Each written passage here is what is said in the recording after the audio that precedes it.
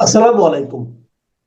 প্রিয় দর্শক, অন্য মঞ্চের আলাপ চাইতায় আপনাদের সকলকে আমন্ত্রণ জানাচ্ছি। সে মাস্টার প্ল্যান নাকি রাজনৈতিক সমঝোতা?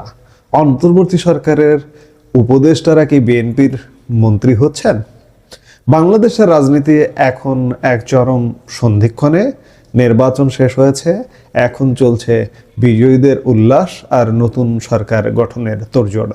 কিন্তু এই আনন্দ আর ব্যস্ততার আড়ালে সাধারণ মানুষের মনে ঘুরপাক খাচ্ছে কিছু গুরুত্বপূর্ণ প্রশ্ন। আপনারা কি জানেন, নির্বাচনের আগে থেকেই একটি জোর গুঞ্জন ছিল যে ডক্টর মোহাম্মদ ইউনূস রাষ্ট্রপতি হিসেবে ক্ষমতার কেন্দ্রে থেকে যাবেন? কেন বলা হচ্ছে জুলাই সনদের মাধ্যমে রাষ্ট্রপতির ক্ষমতা বাড়ানো হয়েছে? এবং সবচেয়ে বড় বোমাটি ফাটানো হয়েছে সম্প্রতি। শোনা যাচ্ছে ডক্টর ইউনূস সরকারের সবচেয়ে সমালোচিত ও বিতর্কিত কয়েকজন উপদেষ্টা নাকি তারেক রহমানের আসন্ন মন্ত্রিসভায় ঠাঁই পেতে যাচ্ছেন। এটা কি নিছক গুঞ্জন নাকি কোনো আন্তর্জাতিক মাস্টার প্ল্যানের অংশ? নিরঙ্কুশ সংখ্যাগরিষ্ঠতা নিয়ে আসা বিএনপি কি এমন ভুল করবে যা তাদের নেতাকর্মীরা মেনে নেবে না? নির্বাচনের আগে থেকে একটি কথা বাতাসে ভাসছিল যে অন্তর্বর্তীকালীন সরকারের প্রধান উপদেষ্টা ডক্টর মোহাম্মদ ইউনূসকে একটি সম্মানজনক এবং শক্তিশালী অবস্থানে রেখে দেওয়া হবে। রাজনৈতিক বিশ্লেষকদের অনেকেই মনে করেন বাংলাদেশের রাজনৈতিক স্থিতিশীলতা এবং আন্তর্জাতিক বিশ্বের সাথে সুসম্পর্ক বজায় রাখতে ডক্টর ইউনূসের মতো একজন ব্যক্তিত্বের উপস্থিতি প্রয়োজন। কারা এটি মনে করেন? যারা ডক্টর ইউনূসপন্থী, ডক্টর ইউনূসের হাজার ভুলেও যাদের চোখে পড়ে না, তারা এগুলো মনে করেন। প্রশ্ন উঠছে যে জুলাই সনদ নিয়ে বলা হচ্ছে এই সনদের মাধ্যমে রাষ্ট্রপতির ক্ষমতাকে আইনি প্রক্রিয়ায় অনেকটা বাড়ানো হয়েছে। কেন এই পরিবর্তন? সংসদীয় গণতন্ত্রে রাষ্ট্রপতি সাধারণত একটি আলংকারিক পদ, কিন্তু বিশেষ পরিস্থিতিতে রাষ্ট্রপতি যেন সেফগার্ড হিসেবে কাজ করতে পারেন সেই ব্যবস্থা করা। ডক্টর ইউনূস যদি রাষ্ট্রপতি হন তবে তিনি আন্তর্জাতিক মহলের কাছে একটি গ্যারান্টার হিসেবে কাজ করবেন। তবে মনে রাখতে হবে, একটি দুর্বল সরকারের প্রধান হিসেবে ডক্টর ইউনূসের সমালোচনাও কম নয়। অনেকে মনে করেন তার শাসনামল ছিল প্রশাসনিকভাবে নড়বড়ে। যদি এমন একজন ব্যক্তিকে ক্ষমতার কেন্দ্রে রাখা হয় তবে সেটি কি নতুন সরকারের স্বাধীনতার হস্তক্ষেপ হবে না? সবচেয়ে চাঞ্চল্যকর খবর হলো ডক্টর ইউনূসের উপদেষ্টা পরিষদের বিতর্কিত কয়েকজনকে নিয়ে গুঞ্জন। ডক্টর খলিলুর রহমান, ডক্টর আসিফ নজরুল এবং মোস্তফা সরোয়ার ফারুকীর মতো ব্যক্তিদের নাম শোনা যাচ্ছে তারেক রহমানের সম্ভাব্য মন্ত্রী তালিকায়। এখানে কয়েকটি প্রশ্ন আমাদের সামনে এসে দাঁড়ায়। প্রথমেই আমরা আসিফ নজরুলের প্রসঙ্গে আসি। তিনি আইন উপদেষ্টা হিসেবে ব্যাপক আলোচিত সমালোচিত ছিলেন। ক্ষমতাকালে নানা বিতর্কিত কর্মকাণ্ডের মাধ্যমে বিএনপির নেতাকর্মী এবং অন্যান্যদের মাঝেও তিনি আসলে খুব একটা পছন্দের মানুষ নন। তার কর্মকাণ্ড যদি দেখেন, তিনি আইন অঙ্গন খানিকটা জামাতকে লিজ দিয়েছিলেন। আন্তর্জাতিক অপরাধ ট্রাইব্যুনালটা দেখেন, এর প্রত্যেকটি সদস্য জামাতের। এবং আরও যদি আপনারা গভীরে যান তাহলে দেখবেন যে আইন অঙ্গনের রন্ধ্রে রন্ধ্রে জামাতিদের বসিয়ে দেওয়া হয়েছে। আসিফ নজরুলের প্রত্যক্ষ নির্দেশনায় বলেন, সহযোগিতায় বলেন, পৃষ্ঠপোষকতায় বলেন। অন্যদিকে মোস্তফা সরোয়ার ফারুকীর নিয়োগ নিয়ে খোদ অন্তর্বর্তী সরকারের সময়েও কম বিতর্ক হয়নি। এমনকি বিএনপির পক্ষ থেকেও ফারুকীর নিয়োগ নিয়ে প্রশ্ন উঠেছিল, তাকে কেন বিএনপি গ্রহণ করবে? কিংবা খলিলুর রহমানকে নিয়েও কম জল ঘোলা হয়নি। মিয়ানমারে মানবিক করিডোর থেকে শুরু করে বিভিন্ন তার বিতর্কিত চলাফেরায় বাংলাদেশের মানুষের মনে দারুণ বিতর্কের সৃষ্টি করেছিল। এমনকি বিএনপির মধ্যেও বিতর্ক সৃষ্টি করবার কথা। তবে আলোচনা আছে যে তারেক রহমানের সাথে ডক্টর ইউনূস সরকারের যোগাযোগের সেতু বন্ধনটি রচনা করেছিলেন খলিলুর রহমান, এবং খলিলুর রহমানের বিএনপির সাথে এক ধরনের নেগোসিয়েশন থেকে থাকতে পারে, যার দরুন খলিলুর রহমান হয়তো আশা করছেন তিনি মন্ত্রী পরিষদে না হলেও তারেক রহমানের প্রধানমন্ত্রীর উপদেষ্টা হিসেবে প্রধানমন্ত্রীর কার্যালয়ে থেকে যাবেন এমন আশা করছেন। প্রশ্ন হলো বিএনপি কি এই ভুল করবে? বাস্তবতা হলো যেভাবেই হোক একটি নির্বাচন হয়েছে, বিএনপি এখন সেই নির্বাচনে নিরঙ্কুশ সংখ্যাগরিষ্ঠ দল। তাদের হাতে নিজস্ব যোগ্য নেতার অভাব নেই, যারা 17 বছর ধরে রাজপথে রক্ত দিয়েছেন, জেল খেটেছেন। তারা কি ডক্টর ইউনূস সরকারের ব্যর্থ উপদেষ্টাদের নিজ দলে মন্ত্রিসভায় মেনে নেবেন? সাধারণত কোনো দল যখন বিপুল ভোটে জিতে আসে তখন তারা বাইরের টেকনোক্র্যাট কোটায় কাউকে নিতে চাইলে সাধারণত খুব দক্ষ এবং অবিতর্কিত কাউকে খোঁজে। সেই জায়গায় বিতর্কিতদের স্থান দেওয়া কি তারেক রহমানের জন্য রাজনৈতিক পরাজয় বা ভুলচাল হবে না? অনেকে বলছেন এটি বাংলাদেশের অভ্যন্তরীণ রাজনীতি নয়, বরং একটি বড় মাস্টার প্ল্যানের অংশ। কেন এমনটা মনে করা হচ্ছে? পশ্চিমা বিশ্ব বা উন্নয়ন সহযোগীরা হয়তো চায় এমন কিছু মুখ মন্ত্রিসভায় থাকুক যারা তাদের সাথে সরাসরি যোগাযোগে স্বাচ্ছন্দ্য বোধ করেন। ডক্টর ইউনূসের টিমের কিছু সদস্যকে রেখে দেওয়ার মাধ্যমে একটি কন্টিনিউটি বজায় রাখার চেষ্টা হতে পারে। কিন্তু একটি কথাই স্পষ্ট, বাংলাদেশের মানুষ এখন অনেক সচেতন। যদি তারেক রহমান বা বিএনপি এমন কোনো সিদ্ধান্ত নেয় যা জন আকাঙ্ক্ষার বাইরে, তবে তা দলের জন্য দীর্ঘমেয়াদী ক্ষতি ডেকে আনতে পারে। ভোটাররা বিএনপিকে ভোট দিয়েছে পরিবর্তনের আশায়, আগের সরকারের কোনো অবশিষ্টাংশকে দেখার জন্য নয়। বাস্তবতা হলো ডক্টর ইউনূস সরকারকে অনেকে বাংলাদেশের ইতিহাসে অন্যতম দুর্বল সরকার হিসেবে চিহ্নিত করেন। দ্রব্যমূল্য নিয়ন্ত্রণ থেকে শুরু করে আইন শৃঙ্খলা অনেক ক্ষেত্রেই এই সরকার ধুঁকছিল। এখন প্রশ্ন হলো, সেই সরকারের অংশীদারদের যদি বিএনপি তাদের মন্ত্রিসভায় জায়গা দেয়, তবে তা কি বিএনপির নিজস্ব ইমেজ নষ্ট করবে না? তৃণমূলের নেতাকর্মীরা যারা বছরের পর বছর জুলুম সহ্য করেছেন, তারা কি এই প্যারাশুট নেতাদের মেনে নেবেন? যদি তারেক রহমান এই পথে হাঁটেন, তবে সেটি হবে হয়তো রাজনৈতিক জীবনের প্রথম বড় ঝুঁকি।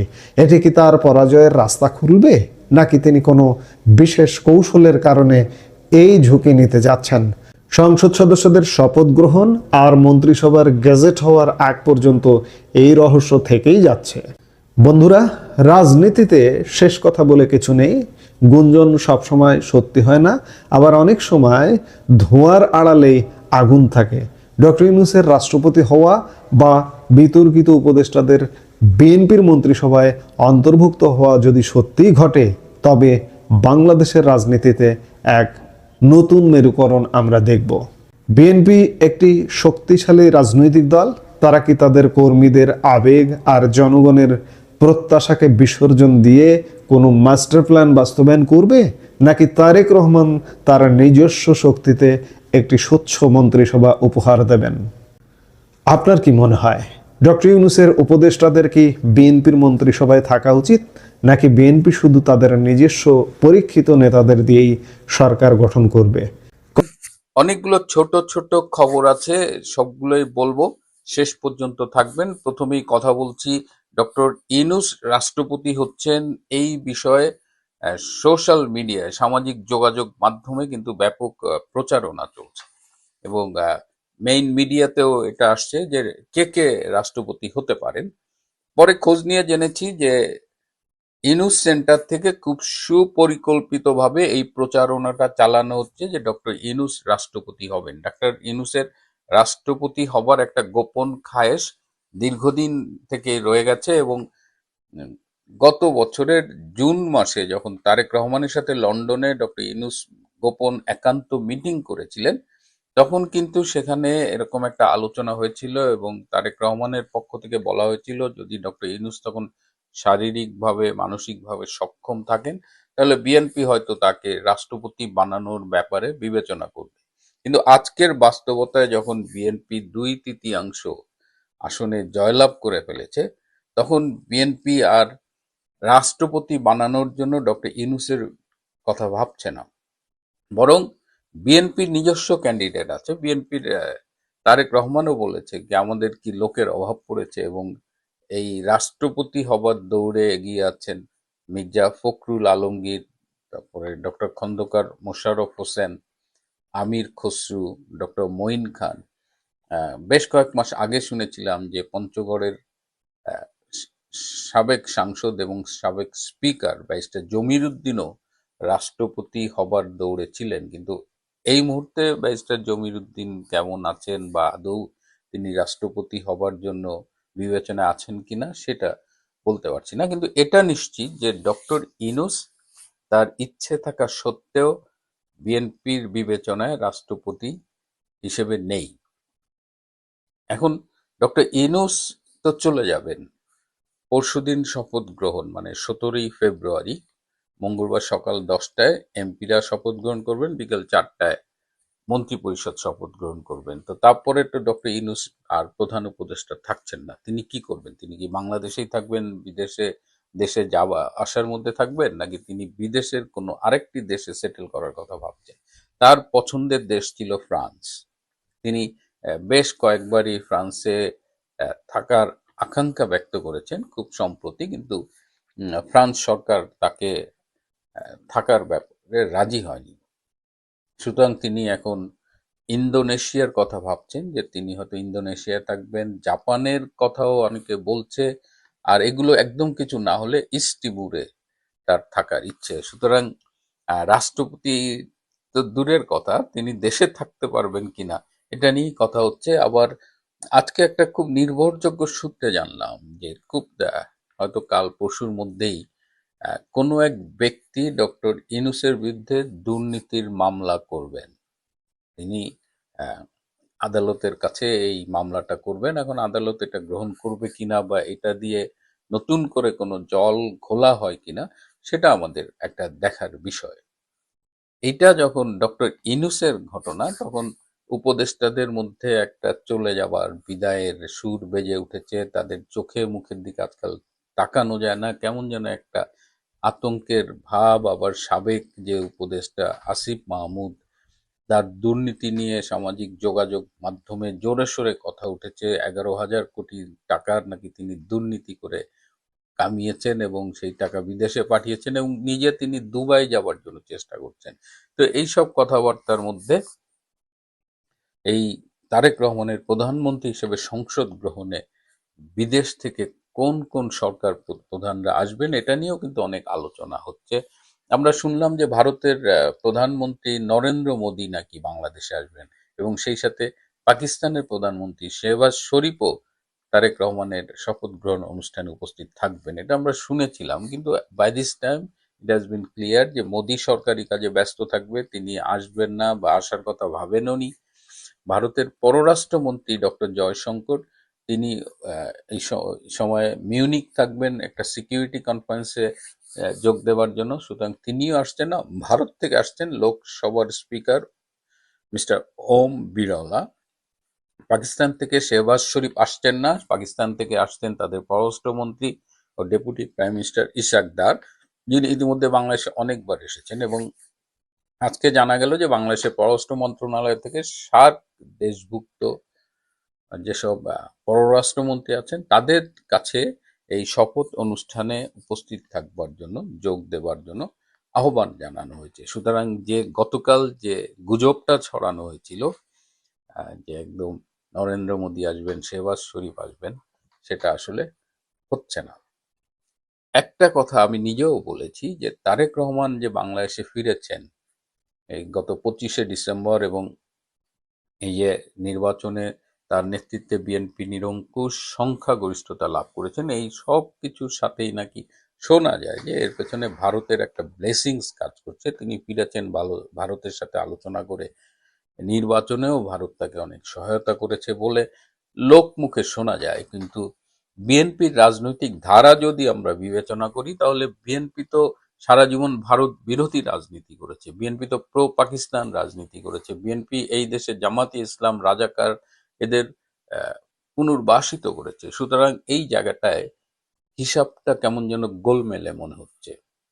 এই হিসেবটা গোলমেলে এ কারণে আরো বেশি মনে হচ্ছে যে যদি ভারতের দিকে ঝুঁকে যায়, এবং সেক্ষেত্রে বাংলাদেশে যে অন্যান্য বিদেশি গোয়েন্দা সংস্থাগুলো অপারেট করছে তাদের ভূমিকা কি হবে, তাদের অবস্থান কি হবে। এমনিতেই আমি গতকাল বলেছি যে ভারত বাংলাদেশের সীমান্ত এলাকার 24টা সংসদীয় আসনে জামাত এবং তার জোট প্রার্থীরা জয়লাভ করেছে, যেটা ভারতের জন্য ডেফিনেটলি একটা উদ্বেগের বিষয়। কারণ তারা ইতিমধ্যে ভারতকে নিয়ে অনেক আপত্তিকর কথা বলছে। এই যে আসিফ মাহমুদ বলেছে যে নরেন্দ্র মোদী আসলে তারা শপথ গ্রহণ অনুষ্ঠান বয়কট করবে, কিন্তু নরেন্দ্র মোদীর মনে হয় যে খেয়ে আর কাজ নাই যে তিনি এই শপথ গ্রহণ অনুষ্ঠানে আসবে, এবং তিনি এই মুহূর্তে ভীষণ ব্যস্ত, এটাও সত্যি কথা। তো এই এই যে বলছিলাম যে বিদেশি গোয়েন্দা সংস্থা আছে তারা কি করবে, বিশেষ করে ভারত বিরোধী দেশগুলোর যে গোয়েন্দা সংস্থা এখানে অপারেট করছে, আপনারা বুঝতে পারছেন আমি কার কথা বলছি। তারা সম্প্রতি ঠিক করেছে, তারা তো একটা হলো যে ভারতের বিচ্ছিন্নতাবাদী গোষ্ঠীকে বাংলাদেশের মাটিতে আশ্রয় দেয়া হবে, এই একটা আশঙ্কা আছে। কারণ অতীতে বিএনপির নেতৃত্বাধীন সরকার এটি করেছে, কিন্তু অনেকে আবার বলছে যে যেহেতু তারেক যে একটা আন্ডারস্ট্যান্ডিং এর মাধ্যমে আসছে, তিনি হয়তো ভারত বিরোধী তৎপরতাগুলোকে নিয়ন্ত্রণ করবেন। তো ভারত বিরোধী তৎপরতা অনেকভাবে হতে পারে। এখন যে খবরটা পেলাম সেটা হলো যে বাংলাদেশের থেকে ভারতে সাইবার অ্যাটাকের প্ল্যান করা হচ্ছে, এই বিদেশি গোয়েন্দা সংস্থার তত্ত্বাবধানে এটা হচ্ছে। তো বিদেশি গোয়েন্দা সংস্থা নিজেদের দেশ থেকে কেন ভারতে সাইবার অ্যাটাক করবে না, কেন বাংলাদেশের মাটি থেকে এই সাইবার অ্যাটাকের প্ল্যান করা হচ্ছে? এর একটা কারণ হতে পারে যে কোনো দেশে সাইবার অ্যাটাক করার পরে ইমিডিয়েটলি আইডেন্টিফাইড হয় যে এটা কোন দেশের মাটি থেকে হয়েছে, কারা করেছে, এগুলো মোটামুটি ওরা আইডেন্টিফাই করে ফেলে। তো যখন ওটা আইডেন্টিফাই করবে তখন দেখবে যে এটা বাংলাদেশ থেকে অ্যাটাকটা হয়েছে, হয়তো বাংলাদেশের কোনো হ্যাকার গ্রুপকে তারা এই কাজে লাগাবে। তো এটা ভারত বিরোধী তৎপরতা, ভারতের বিরুদ্ধে নানা রকমের যুদ্ধের এটা কিন্তু একটা অংশ, এবং এটা খুবই অ্যালার্মিং একটা সিচুয়েশন যে বাংলাদেশের থেকে ভারতে সাইবার অ্যাটাক করা যেতে পারে।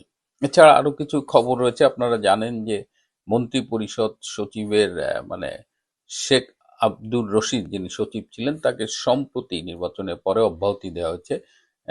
এখন বলা হচ্ছে তিনি ব্যক্তিগতভাবে আবেদন করেছিলেন চলে যাওয়ার জন্য এবং এই কারণে তাকে অব্যাহতি দিয়েছে, কিন্তু আমরা খোঁজ নিয়ে জেনেছি আসলে সেটি সত্যি নয়।